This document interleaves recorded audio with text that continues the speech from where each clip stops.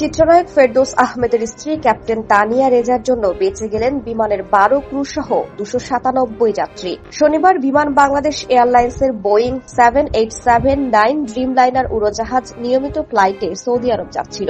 উড্ডয়নের ঘণ্টাখানেক পর সেটি ভারতের আকাশসীমায় প্রবেশ করে। এরপরই পাইলটের চোখে পড়ে ককপিটের কাছে ফাটল। এরপর ফ্লাইটের ক্যাপ্টেন তানিয়া রেজা বিমানটিকে ঢাকায় হযরত শাহজালাল আন্তর্জাতিক বিমানবন্দরে নিরাপদে ফিরিয়ে আনেন।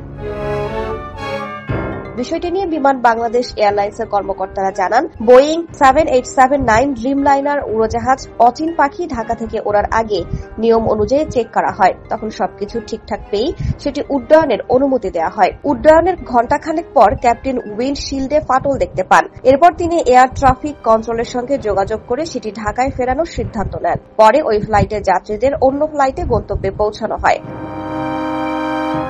এ নিয়ে এভিয়েশন বিশেষজ্ঞরা বলছেন, উইন্ডশিল্ড বা কাচে ফাটল ধরলে বা ভেঙে গেলে উড়োজাহাজের ভেতরে চাপ কমে যেতে পারে। এতে সেটি ভারসাম্যহীন হয়ে বিপজ্জনক পরিস্থিতির মধ্যে পড়তে পারে। তবে এমন ঘটনা নতুন নয়। এর আগে গত বছরের ফেব্রুয়ারিতে বিমানের বোয়িং 737 এর ককপিটের উইন্ডশিল্ড ফেটে গেলে সেটিকে মালয়েশিয়ায় গ্রাউন্ডেড করা হয়। ওই বছরের আগস্টে কাতারের উদ্দেশ্যে ছেড়ে যাওয়া আরেকটি বোয়িং ড্রিমলাইনার মাঝ আকাশে একই সমস্যার মুখোমুখি হয়। নিরাপদে সেটিকে ভারতের আকাশসীমা থেকে ঢাকায় ফিরিয়ে আনা হয়েছিল।